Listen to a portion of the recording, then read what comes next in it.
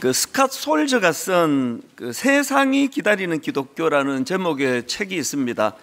제가 이 책 제목을 보고서 그 인공지능 챗 GPT에게 이 제목을 연상해서 제가 질문을 하나 던졌습니다. 세상이 기대하고 기다리는 기독교는 어떤 기독교인가?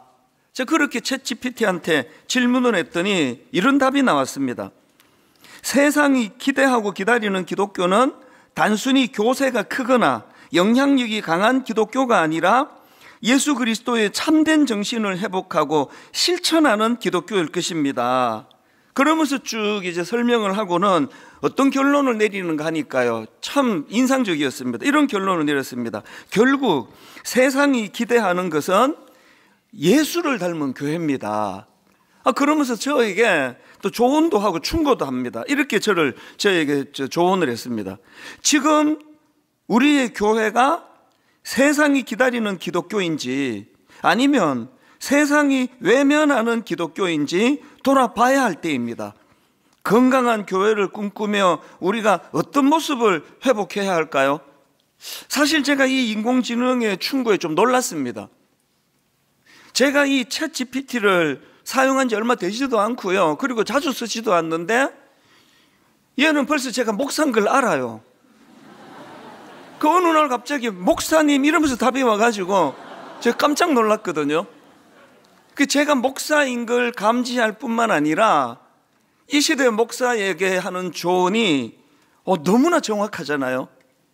지금 우리의 교회가 세상이 기다리는 그런 기독교인지 아니면 세상이 외면하는 기독교인지 돌아봐야 할 때입니다. 이게 아까 제가 맨 처음에 소개해드렸던 세상이 기다리는 기독교라는 그 책에 나오는 주장하고 같은 거 아닙니까? 제가 이 책 목차에 보니까요, 세상은 본래의 기독교를 원한다.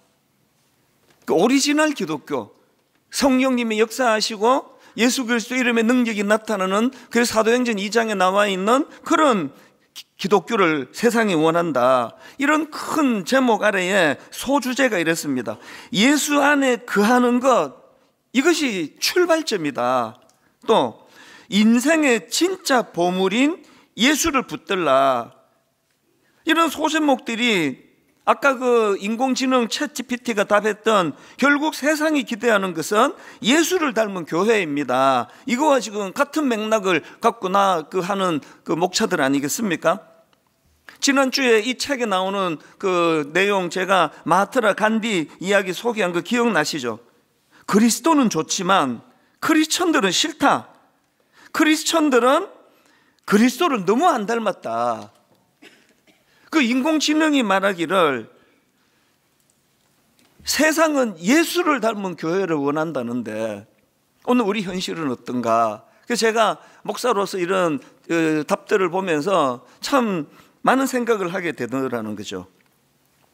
오늘 본문을 제가 이런 흐름과 맥락으로 그렇게 살펴보기를 원하는데요, 지난주에 우리가 살펴본 것처럼 이제 본문 바로 앞에서 예수님께서는 바리새인들과 서기관들의 잘못된 신앙 행태를 이렇게 꾸짖으십니다. 마가복음 7장 8절 9절입니다. 너희가 하나님의 계명은 버리고 사람의 전통을 지키느니라. 또 이르시되 너희가 너희 전통을 지키려고 하나님의 계명을 잘 저버리는도다. 그리고 13절 너희가 전한 전통으로 하나님의 말씀을 폐하며 또 이 같은 일을 많이 행하느니라 하시고, 이렇게 예수님께서는 바리새인들과 서기관들의 문제가 뭔지를 지적하시고는, 그리고는 이제 그 광경을 지켜보고 있던 수많은 군중들을 향해서 말씀을 주시는 겁니다. 그게 오늘 본문 마가복음 7장 14절입니다. 예수께서 하시는 말씀이에요. 무리를 다시 불러 이르시되 너희는 다 내 말을 듣고 깨달으라. 여러분, 사람은요 누구나 실수할 수 있습니다. 사람은요 누구나 잘못 판단할 수 있고 엉뚱한 길로 갈 수 있습니다. 이런 점에서 본다면 바리새인들과 서기관들의 문제점이 그들이 지금 뭔가 이상한 쪽으로 흘러가서 문제라기보다는 그들은 지금 그들의 잘못된 모습을 지적해 주시는 예수 그리스도의 말씀에 영향을 받지 않는 거거든요. 예수님의 말씀에 귀를 기울이지 않는 겁니다. 이 마가복음 초반에 있었던 일인데요, 자, 마가복음 3장 1절 2절입니다. 예수께서 다시 회당에 들어가시니 한쪽 손 마른 사람이 거기 있는지라. 사람들이 예수를 고발하려 하여 안식일에 그 사람을 고치시는가 주시하고 있거늘. 자, 오늘 본문하고 좀 비슷한 짓을 하고 있는 거 아닙니까? 거기에 대하여 3절부터 5절 예수님의 반응입니다. 예수께서 손 마른 사람에게 이르시되 한가운데 일어서라 하시고 그들에게 이르시되 안식일에 선을 행하는 것과 악을 행하는 것, 생명을 구하는 것과 죽이는 것 어느 것이 옳으냐 하시니 그들이 잠잠하거늘 그들의 마음이 완악함을 탄식하사 노하심으로 그들을 둘러보시고 그 사람에게 이르시되 내 손을 내밀라 하시니 내 밀매 그 손이 회복되었더라. 그랬더니 그들의 반응을 보시고 6절 바리새인들이 나가서 곧 헤롯 땅과 함께 어떻게 하여 예수를 죽일까 의논하니라. 안식일의 정신을 지금 주님이 가르쳐 주시는데 접수를 하지 않아요. 기분 나쁘다는 거예요. 저 그냥 죽여버릴까 우리가? 이게 3장에 있었던 이야기거든요. 오늘 본문은 지금 7장이지 않습니까? 아니 3장에서 예수님이 다 설명해 주셨는데 7장에 와서도 조금 더 변하지 않은 겁니다. 예수님 말씀에 귀를 기울이지 않는 겁니다. 우리 자신을 돌아봐야 돼요. 다시 말씀드립니다. 누구도 실수할 수 있고요, 누구도 잘못 판단할 수 있고 누구도 엉뚱한 길로 갈 수 있습니다. 이게 심각한 문제라기보다는 이미 생각이 굳어져서 모태신앙인데 주일마다 교회를 나오는데 매번 말씀을 듣는데 그 말씀에 귀를 기울이지 않는 거 아닙니까? 이게 위험한 게요, 이렇게 자기의 굳어진 생각으로 예수님 말씀에 귀를 기울이지 않던 바리새인들과 서기관들에게서 아주 심각한 두 가지 증상이 나타나는데 첫 번째 증상이 위선적인 신앙입니다. 그들을 향한 예수님의 지적입니다. 마태복음 23장 25절입니다. 화 있을진저 외식하는 서기관들과 바리새인들이요 잔과 대접의 겉은 깨끗이 하되 그 안에는 탐욕과 방탕으로 가득하게 하는도다. 눈먼 바리새인이요 너는 먼저 안을 깨끗하게 하라. 그리하면 겉도 깨끗하리라. 예수님이 그들의 상태를 어떻게 진단하셨습니까? 회칠한 무덤 같다 그랬습니다. 무덤이 너무나 잘 치장이 돼 있고 그랬지만 그 안에는 송장이 섞고 있는, 그걸 지금 주님이 비유로 말씀하시는 거거든요. 우리가 주님 말씀 앞에 항상 새로움으로 그 말씀에 반응을 하지 않으면요, 우리 신앙이 그렇게 되기가 쉬운 거거든요. 그리고 또 하나 있습니다. 이 바리새인들과 서기관들, 예수님 말씀에 귀를 기울이지 않으니까 나타나는 두 번째 증상이 정죄하는 신앙이네요. 정죄하는. 마가복음 7장 5절을 다시 읽어드릴게요. 이에 바리새인들과 서기관들이 예수께 묻되 어찌하여 당신의 제자들은 장로들의 전통을 준행하지 아니하고 부정한 손으로 떡을 먹나이까? 뭐 이런 비난과 정죄가요 여기만 나오는 게 아닙니다. 막 계속되는 거거든요. 제가 한 두세 구절만 읽어드릴게요. 마태복음 12장 1절 2절 그때에 예수께서 안식일에 밀밭 사이에 가실새 제자들이 시장하여 이삭을 잘라 먹으니 바리새인들이 보고 예수께 말하되 보시오 당신의 제자들이 안식일에 하지 못한 일을 하나이다. 그리고 앞에서 인용해 드렸던 마가복음 3장 1절 2절 예수께서 다시 회당에 들어가시니 한쪽 손 마른 사람이 거기 있는지라. 사람들이 예수를 고발하려 하여 안식일에 그 사람을 고치시는가 주시하고 있거늘. 지금 그 장애를 가지고 참 고통하는 그 사람이 지금 이게 진짜 치료가 되나? 이 사람이 지금 다시 회복이 되나? 이런 데는 1도 관심이 없습니다. 어떻게 예수를 내가 고발할까 지금 주시하고 있는 거거든요. 비슷한 사건이 요한복음 8장에도 나옵니다. 자, 3절과 4절입니다. 서기관들과 바리새인들이 음행 중에 잡힌 여자를 끌고 와서 가운데 세우고 예수께 말하되 선생이여 이 여자가 간음하다가 현장에서 잡혔나이다. 굉장히 자기들이 그 믿음이 좋은 것처럼 얘기하지만 그 모순 여러분 느끼시지 않으세요? 지금 현장에서 간음하다가 현장에서 잡았대요. 그럼 간음은 혼자 하는 겁니까? 안 해본 사람은 모르겠죠. 그 상대방 남자는 어디 갔냐고요. 상대방 남자는 풀어주고 여자만 끌고 와가지고 공의를 세우겠다고 비판하고 비난하는 그들이 지금 완전히 지금 영적으로 병든 상태라는 거 아닙니까? 겉으로 보여지는 것만 보고 자기 판단만 의지하면은 이런 종교적인 괴물이 돼가는 거거든요. 그 선에 갇힌 인간, 선 밖의 예수, 이런 제목의 책이 있는데요. 그 책에서 그 저자 목사님이 자기가 경험한 거를 솔직하게 고백하는 그런 내용이 나옵니다.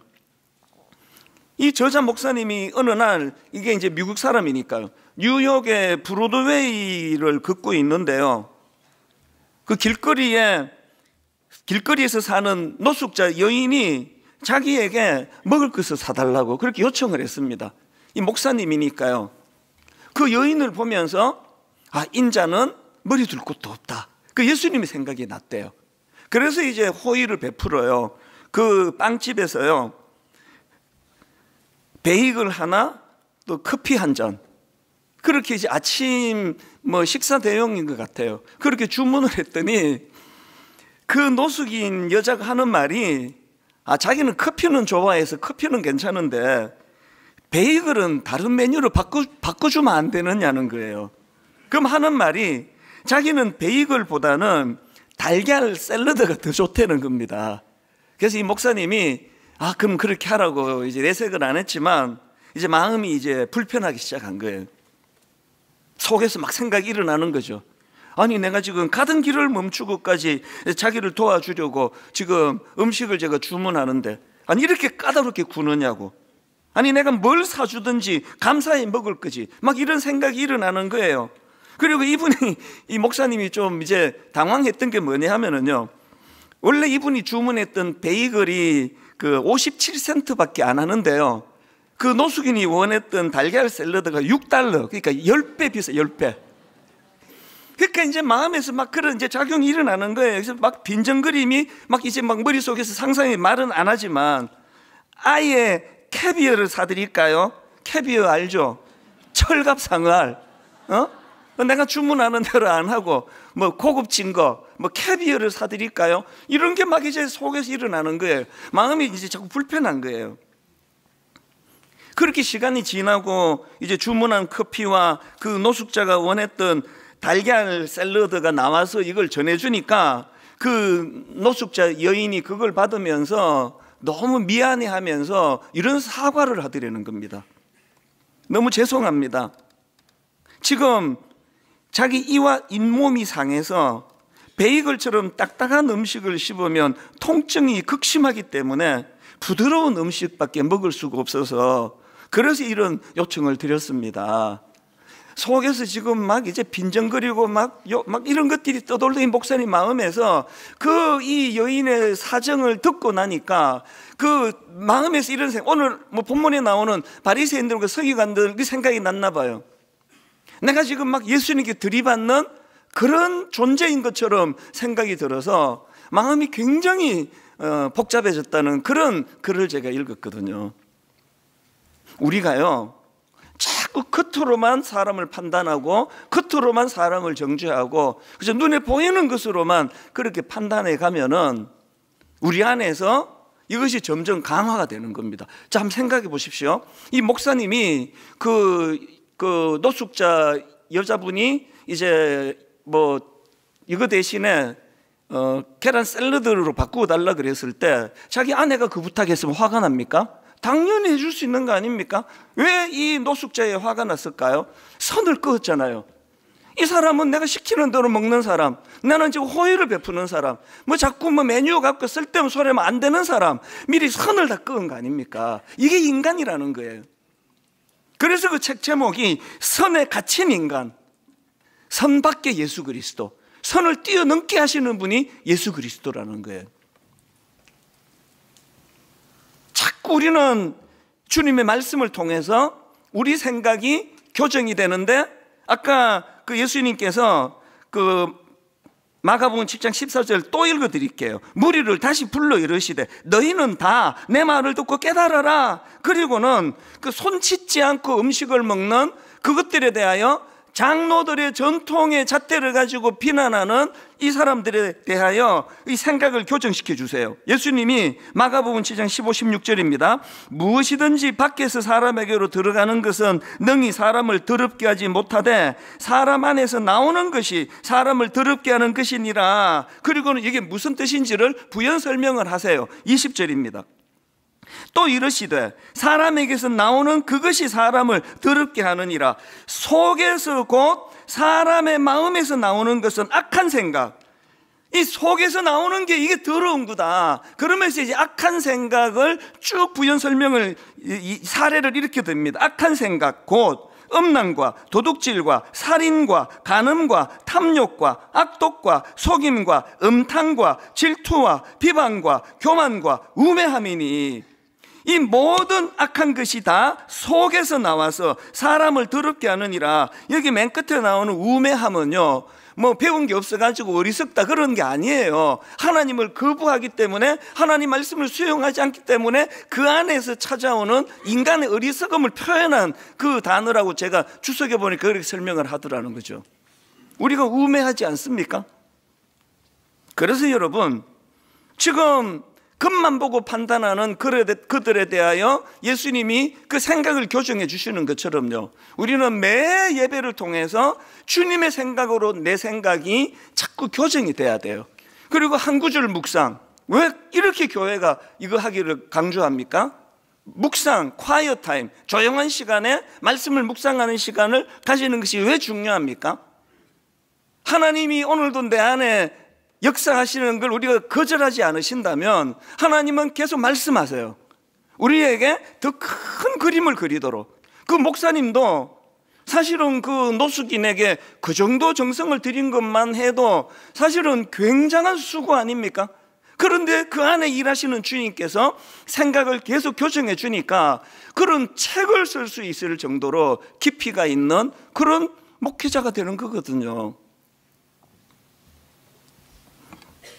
저는 이런 일들을 자주 겪습니다. 꾸지람을 주님께 자주 듣고요, 말씀의 교정을 자주 받는 사람이에요. 최근에도 그랬는데요, 요즘에 이 정치적인 논쟁으로 참 온 나라가 몸살을 앓지 않습니까? 그러다 보니까 모든 설교자들이 다 지금 힘들합니다. 이렇게 설교하면 저분들이 나 교회 떠나겠다고, 저렇게 설교하면 또 이분들이 교회를 떠나겠다고, 매주 그런 가슴 아픈 이야기를 제가 듣는다고 몇 번 말씀을 드렸잖아요. 그래서 아예 언급을 안 하면 또 언급을 안 한다고 양쪽이 다 또 뭐라 그런대요. 목사님들마다 주일이 되면 막 너무 힘들고, 사실 저도 예외가 아니잖아요. 그래서 이런 마음의 불편함을 저 역시도 이제 겪었었는데요. 저의 약한 부분을 지적하고 또 충고하고 그런다면야 10번, 100번도 더 제가 귀담아 들어야죠. 그런데 그런 거가 있을 때 항상 이렇게 끼어들어오는 가짜 뉴스를 만드는 분이 계세요. 제가 3주간 미국 집회를 마치고 인천공항에 딱 내려가지고 딱 제일 먼저 스마트폰을 열었을 때 먼저 받은 보고가, 목사님 그 가짜 뉴스 듣고 성도가 교회를 떠난다고 합니다. 이 억장이 무너지는 이야기거든요. 아니, 우리 교회는 지금 초신자가 많은데 한 사람 전도하기가 이렇게 어려운데, 아니 그렇게 다 설명하고 상황을 다 설명한 옛날 얘기를 또 끄집어내가지고 그렇게 이 가짜 뉴스를 만들고 그것 때문에 성도가 교회를 떠났다 그러고 이러니까 마음이 굉장히 상한 거예요. 그래서 제가 이제 이번에는 내가 그냥 안 넘어간다, 아무 반응을 하지 않으니까 계속 이제 막 희한한 음모론자부터 시작해가지고 막 별의별 걸 다 만드는 거예요. 그래서 이번에는 이제 반드시 이제 이거를 내가 이제 짚고 넘어간다. 그래서 이제 명예훼손으로 그 가짜 뉴스를 내가 이제 고발하기로 했어요. 우리 사무장 보고 좀 도와달라고. 이럴 때 어떻게 하면 좋은지. 그러고 있는데 하나님이 계속 막으세요. 돌아가신 어머니가 옛날에도 그러시더니 계속 쟁쟁거리는 말씀이, 아니 종에게 무슨 명예가 있다고, 무슨 명예훼손이 뭐냐고. 전에는 제가 어머님 말씀 맞다 그러고 제가 순종했는데 이번에는 짜증이 나는 거예요. 아니 무슨 엄마가 이러냐고. 아들이 지금 지금 이렇게 지금 속이 지금 답답해가지고 힘든데, 이렇게 말하는 엄마, 그것도 돌아가신 엄마가 하나님이 원망스러운 거예요. 이상하게 계속 막으세요. 하여튼 뭘 하겠다는 거 다 막으시더라고요. 그런데 여러분, 이번에 제가 이런 과정을 겪으면서 이게 지금 왜 간증을 제가 하느냐고요. 요즘에 제가 그게 자꾸 저에게 눈물이에요. 하나님이 두 가지 강력한 메시지를 주셨거든요. 그 중에 하나가, 제가 자꾸 이제 그런 상황에 대해서 화가 나고 이러는데 자꾸 하나님이 새벽마다 주시는 말씀이 니도 똑같다는 겁니다. 제가 지난주에 그 뉴욕 공항에서 겪었던 비행기 티켓 사건, 그게 왜 저에게 감동인지 아십니까? 제가 그때 화가 나 있었거든요. 아니 그 설교를 그 제대로 듣지도 않고 듣고 싶은 것만 듣고 보고 싶은 것만 보면서 어떻게 이렇게 알지도 못하는 이야기를, 화가 좀 나 있었는데, 제가 그 항공 티켓 하나님께서 지난주 말씀드렸잖아요. 아니 티켓 다 써 있었는데 봤다고요 제가. 근데 그 제 아내는 딴 데 가서 앉고 저 혼자서 털썩 앉는데, 하나님께 제가 사실 그날 좀 울었어요. 제가 지금 그거에 대하여 화가 나 있는데 니도 똑같다는 거예요. 니도 지금 보고 싶은 것만 보고 듣고 싶은 것만 듣는 거 아니냐고. 막 그런 과정을 겪고 있는데요, 두 번째 강력한 메시지를 어느 새벽에 하나님이 저에게 주신 겁니다. 그게 뭐냐 하니까, 이건 제가 한두 주 전에 제가 말씀을 드린 것 같기도 한데요, 강력한 메시지예요. 지금 한국교회에 예수가 없다. 어떤 유튜브 들어가 봐라, 어떤 SNS 글을 읽어봐라, 예수 그리스도의 영향을 받아서 글을 쓰는 사람이 많지가 않다. 이게 왜 저에게 새벽에 충격이었냐면요, 지금 한국교회에 예수가 안 보인다. 그 다음에 너도 똑같다는 겁니다. 너도 마찬가지라는 거예요. 그날 제가 회개하고요, 지금 예정대로 하면은요, 이제 그 요수아서, 구약의 요수아서 못한 뒷부분을 지금 하고 있을 거예요. 그리고 또 어떤 시리즈 하나를 준비하고 있었고, 이 마가복음은요, 제가 예전에 이어서 가는 이 마가복음은 모르겠습니다. 한 올 연말쯤 되면은 이제 하게 됐을지 모르겠는데, 제가 그 새벽에 지금 한국교회에 예수가 없다. 너도 마찬가지다. 그 가슴 아픈 경고를 받고 그날 새벽에요, 아래 한글에 저의 설교 스케줄을 새벽에 다 바꾼 거예요.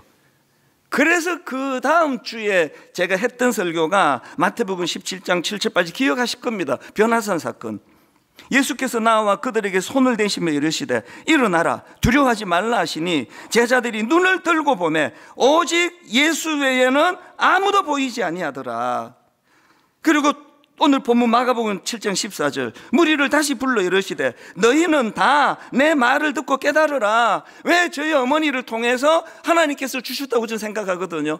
어머니를 통해서 종에게 무슨 명예가 있는데 명예훼손이라고 고발하느냐, 이것도 안 된다 저것도 안 된다 막으신 건요, 하나님이 나 같은 건 어떻게 돼도 상관없다가 아니라 자꾸 그렇게 인간적인 것에 네가 반응하지 말고 하나님 말씀에 귀를 기울여야 된다는 그 메시지였던 거예요.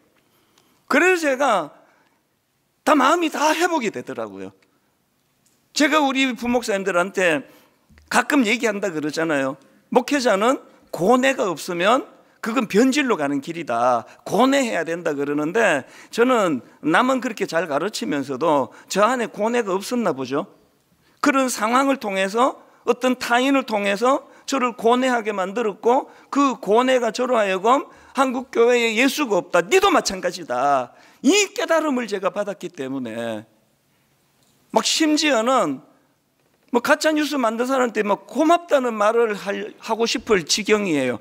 또 한편으로는 또 제정신 들면 또 화가 났다가 또 고마웠다가, 뭘 제가 지금 말하고 싶은지 아시겠죠? 예수 믿는 사람은요, 예수 그리스도가 우리를 지도하세요.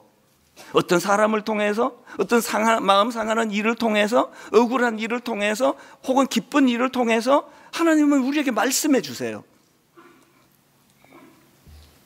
그래서 오늘 저는 분당 우리 교회와 또 한국교회가 절실히 추구해야 되는 두 가지 회복 운동, 이걸 좀 나누고 싶은데요. 첫째로가 예수님 말씀의 회복 운동이 필요합니다.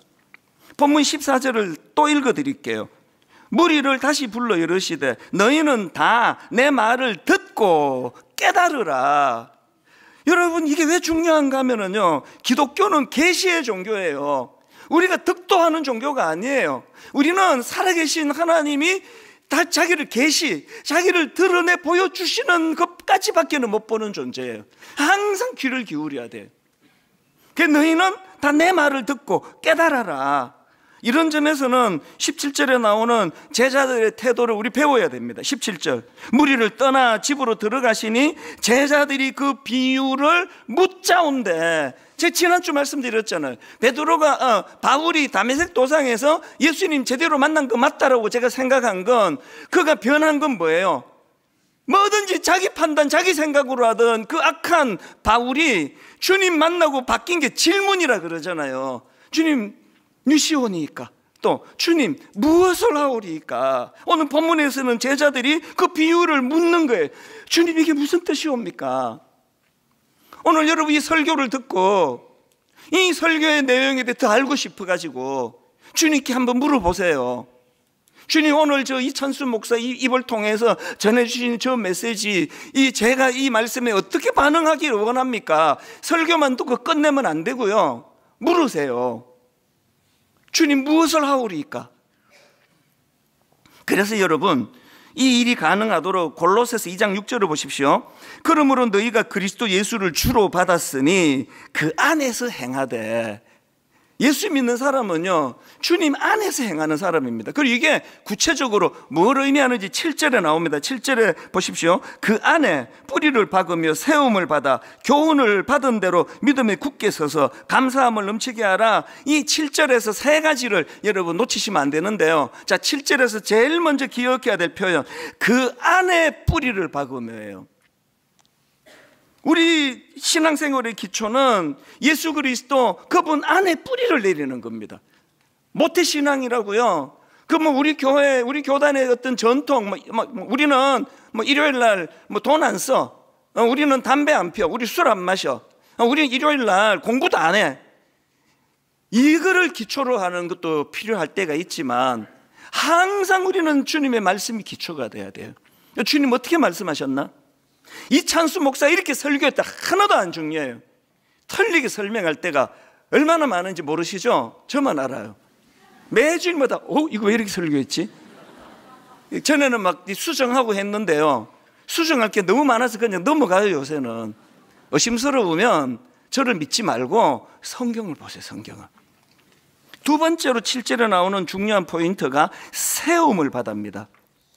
이 7절을 제가 현대인의 성경을 읽어드릴게요. 그분 안에 깊이 뿌리를 박고, 그 다음 보세요. 그분을 기초로 여러분의 인생을 뭐 한다고요? 건설하는 거예요. 건설. 우리는요, 완성된 게 아니에요. 지금 세워져 가는 겁니다. 안 믿는 사람들이 여러분 보고 너 예수 믿는 게 왜 그 모양이냐, 그러면 이렇게 말씀하십시오. 미안하다고. 근데 나 지금 공사 중이라고, 완성된 게 아니라고, 나아질 거라고. 그러면 말씀에 뿌리를 둔 여러분들이 이 말씀 그대로 그분을 기초로 여러분의 인생을 건설하고, 제가 젊은 교역자들에게 항상 하는 말이 이거예요. 목사로서 우리가 완전하지 못한 건 부끄러운 거 아니다. 그러나 성장하지 못하는 게 부끄러운 거다. 작년에 우리의 인격과 올해의 우리의 인격이 똑같다면 그 부끄러운 거다. 우리는 건설해 가는 거예요. 건설해. 어디에 기초를 두고? 그리스도의 말씀에 뿌리를 두고. 여기 마지막 세 번째, 교훈을 받은 대로. 7절을 다시 읽어드립니다. 그 안에 뿌리를 박으며 세움을 받아 교훈을 받은 대로 믿음에 굳게 서서 감사함을 넘치게 하라. 이것도 현대인의 성경입니다. 그분 안에 깊이 뿌리를 박고 그것을 기초로 여러분의 인생을 건설하며 그 다음에 가르침을 받은 대로예요.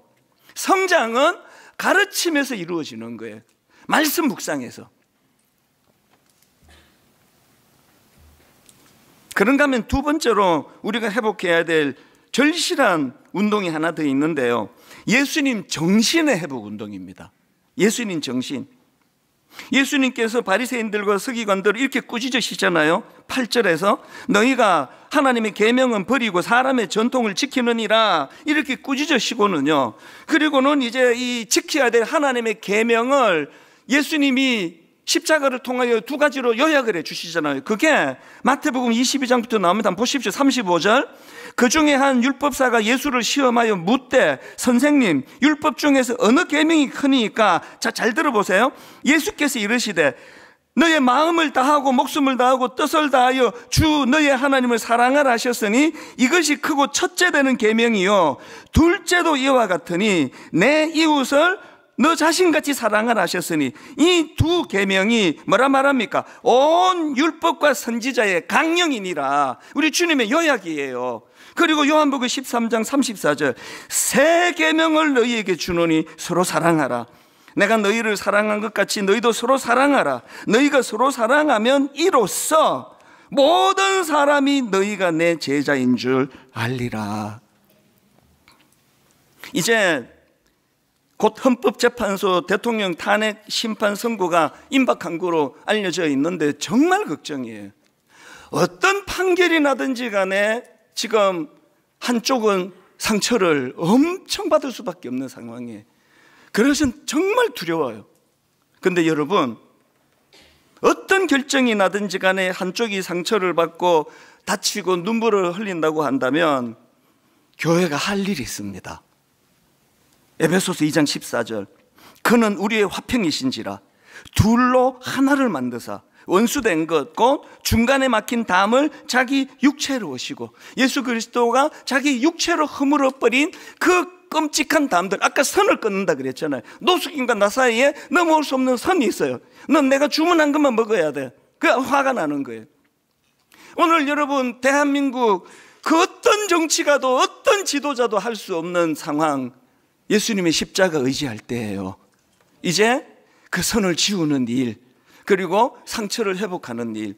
제가 예전에 이혼 숙녀 캠프라는 프로를 잘 본다 그랬는데요. 요즘은 잘 보질 않고 가끔씩 봐요. 최근에 이거 제가 상담가들의 상담을 들으면 제가 굉장히 많이 배우거든요. 최근에도 그 전문 상담가가 상담을 하는데요. 너무나 어릴 때부터 아픔이 많고 상처가 많고 또 가정을 위해 헌신하는 어떤 그 부인 여자분을 상담을 해주면서 아니 상담가가 깜짝 놀랐습니다. 당신은 상처 입은 치유자다 그런 말을 하는 겁니다. 이거 기독교 용어거든요. 아닙니까? 예수 그리스도가 상처 입은 치유자다 이런 말을 하잖아요. 그 상처 많은 그 부인 아내를 향해서 당신은 상처 입은 치유자다 그 얘기를 제가 깜짝 놀랐습니다. 여러분 이런 걸 보셨습니까? 상처가 없는 사람은 없다. 그저 덜 아픈 사람이 더 아픈 사람을 안아주는 것이다. 이건요 반은 맞고 반은 틀려요. 상처가 덜한 사람이 덜 아픈 사람이 더 아픈 사람을 안아주는 게 아니고요, 더 아픈 사람도 치유되고 은혜 받으면 안아줄 수 있는 거거든요. 왜 우리가 상처받은 치유자라고요? 예수 그리스도가 십자가에서 그 끔찍한 상처를 다 견뎌내셨고 그 주님의 상처 가득한 십자가를 통하여 우리를 치유해 주시는 것처럼, 그래서 제가 새벽마다 하나님 제 아픔을 제 상처를 어떨 때는 어린애처럼 투정도 하고 뭐 나이가 이렇게 들고 목사고 뭐고 어떨 때 보면 제가 또 애 같아요. 맨날 나만 억울하고 뭐 나만 맨날 모함 당하는 것 같고 막 과장하고, 그때 하나님께서는 항상 저를 치유해 주세요. 어떨 때는 꾸지람으로, 어떨 때는 참 눈물이 날 정도로 어루만져 주시는 것으로. 여러분 이제 우리나라 우리가 이제 정말 나서야 됩니다. 십자가를 통하여 저와 여러분이 이번에도 여러분 누구라서 상처를 안 받았냐고요. 저도 많이 받았거든요. 우리의 상처를 주님이 치유해 주신다면 주님 제가 십자가 의지하여 상처받은 치유자가 되기를 원합니다. 그 아내분이 말로 다 할 수 없는 어릴 때부터 그 상처, 그리고 지금 남편과의 갈등 속에 견뎌내고 있다고, 당신은 상처 입은 치유자라고 했다면 오늘 제가 여러분에게 이 말씀을 드리고 말씀을 마치고 싶습니다. 오늘 설교 제목을 제가 세상이 목마르게 기다리는 기독교라고 정했는데 아까 인공지능 챗GPT가 답을 줬잖아요. 세상이 목마르게 기다리는 기독교는 예수님을 닮은 교회래요. 그래서 예수님의 말씀이 회복되는 운동, 예수님의 정신이 회복되는 운동, 분당 우리 교회가 이 회복이 일어나고 이 상처 많은 이 시대에 주님의 십자가로 상처를 치유해주는 상처 입은 치유자들 되시기를 주님 이름으로 축원합니다. 오늘 이 말씀을 기억하시면서 우리 나라를 위해서 기도하기 전에 한번 우리 이 찬양 같이 부르면 좋겠습니다. 나의 사랑 너는 어여쁘고 참 귀하다. 아가서 말씀이 떠올려지는 이 말씀이 실제로 주님이 여러분에게 주시는 메시지가 되기를 원합니다. 우리 함께 같이 찬양하시겠습니다. 나의 사랑 너는 어여쁘고 참 귀하다. 어느 보석보다 귀하다.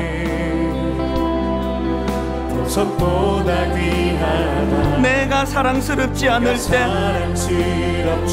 너를 온전히 사랑하고 너와 함께 하려 내가 왔노라. 십자가 지신 그 주님, 주의 사랑 상처 입어 치우자. 모든 계절 돌보시네. 계절 돌보시네. 풀은 마르고 꽃은 시드나 주의 말씀은 신실해. 실수가 없으신 주만 바라라. 주님의 나라와 뜻이 여러분 사모하십시오. 나의 삶 속에 임하시며 이렇게 상처가 있고 저렇게 아픔이 있고 어떤 사람의 위로도 위로가 되지 않는 상함을 가지고 온 성도님들이 여기에 앉아 계십니다. 하나님, 사람의 어떤 위로와 사람이 해주는 어떤 것으로 치유되지 않는 것, 그것이 바로 하나님이 하실 일이라고 믿습니다. 오늘 상처받은 치유자들이 일어나게 하여 주시옵소서.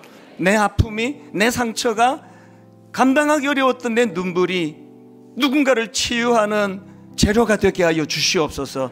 하나님, 우리나라를 불쌍히 여겨 주셔서 하나님 그 어떤 지도자도 해결할 수 없는 그 선을 끊고 담을 쌓고 있는 이 현실 속에 그리스도의 십자가를 통하여 막힌 담이 허물어지는 놀라운 역사가 일어나게 하여 주시옵소서. 그 일을 우리를 통하여 아버지 이루어 주시기를 원합니다. 하나님, 위태위태한 일들이 많은 우리나라 역사지만 그러나 여기까지 오게 된 것 하나님의 개입하심과 하나님의 역사 가운데 일하고 계시기 때문임을 믿사오니 하나님 가장 선한 길로, 성숙의 길로, 성장의 길로 우리들을 인도하여 주시옵소서.